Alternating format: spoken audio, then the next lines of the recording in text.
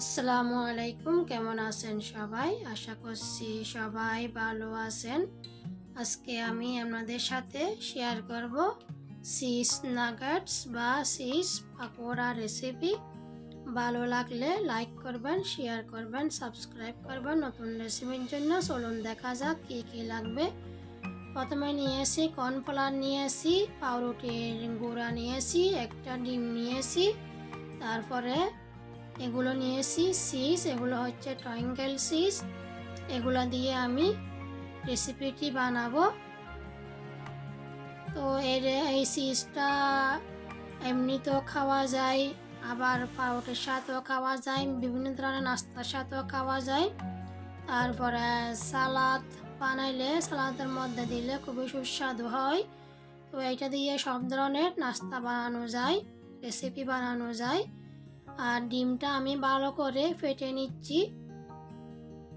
আপনারা চাইলেও এই চিজটা ফ্রোজেনও করতে পারবেন, বানিয়ে আপনারা স্টোর করতে পারবেন। যদি চিজের টাইম থাকে তো ওই হিসাবে আপনারা স্টোর করবেন, ফ্রিজের মধ্যে ফ্রোজেন করে রাখতে পারবেন। ওটা সকাল বিকাল দুপুরে যে কোনো সময় নাস্তা বানিয়ে খাইতে পারবেন। আর মেহমানদের জন্য খুব সহজে এই রেসিপিটি বানিয়ে নিতে পারবেন, কোনো ঝামেলা ছাড়া। বা বাচ্চাদের স্কুলের টিফিনের জন্য দিতে পারবেন। তো রমজানের জন্য, ঈদের জন্য এই রেসিপিটি খুবই উপকারী একটি রেসিপি, তো আপনারা খুব সহজে বানিয়ে নিতে পারবেন। এখন আমি চিজগুলো প্যাকেট থেকে খুলে নিচ্ছি। একটু সাবধানে খুলতে হবে, না হলে ভেঙে যেতে পারে। একটু আলতোভাবে খুলে নিতে হবে। সবগুলো খুলে প্লেটের মধ্যে নিয়ে নিয়েছি।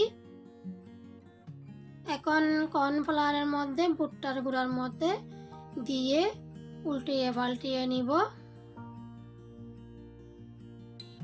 চিজের মধ্যে একটু পানি পানি থাকে, সেজন্য একটু যদি ভুট্টার গুঁড়ার মধ্যে উল্টে পাল্টে নেন তাহলে ভালো, খুব সুন্দর হয়।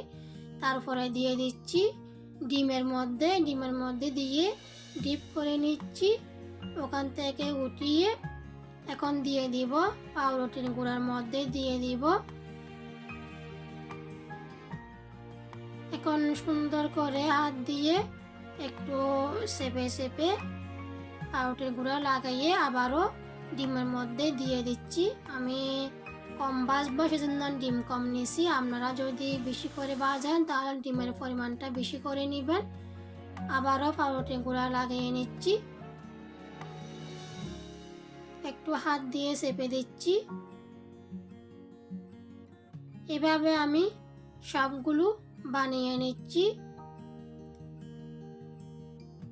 এভাবে যদি আপনারা ফ্রিজের মধ্যে রাখেন তাহলে অনেক দিন ধরে খাইতে পারবেন। যদি আপনারা টাইমটা দেখেন তাহলে ভালো, টাইম দেখে কত টাইম আছে ওই হিসাবে আপনারা ফ্রোজেন করতে পারবেন।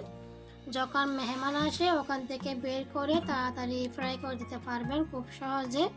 সবগুলো ভাজা হয়ে গেছে। এখন আমি ফ্রাই প্যানের মধ্যে তেল গরম করে নিয়েছি। তেলগুলো ভালোভাবে গরম করে নিতে হবে। তারপরে দিয়ে বেশিক্ষণ রাখতে পারবেন না, বেশিক্ষণ ভাজতে পারবেন না, দিয়ে উল্টাইয়ে নামাইয়ে ফেলতে হবে, না হলে চিজগুলো ফেটে যেতে পারে বা বের হয়ে যেতে পারে। তো আপনারা বেশিক্ষণ সময় ধরে ভাজবেন না। আমি প্লেটের মধ্যে একটা কিচেন টিস্যু নিয়েছি, ওখানের মধ্যে নিয়ে নিব। যেগুলো এক্সট্রা তেল আছে ও তেলগুলো টিস্যুর মধ্যে চলে আসবে। সবগুলো আমি নিয়ে নিচ্ছি প্লেটের মধ্যে। তো আপনারা খুব সহজে এই রেসিপিটি ঘরের মধ্যে বাচ্চাদের জন্য বা বড়দের জন্য বানিয়ে খাইতে পারেন। খুবই খুবই সুস্বাদু একটা রেসিপি।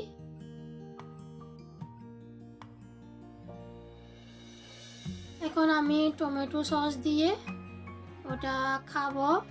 এটা অনেক অনেক ভালো হয়েছে। আপনারা ইফতারের জন্য বা ঈদের জন্য এই রেসিপিটি বানাতে পারবেন।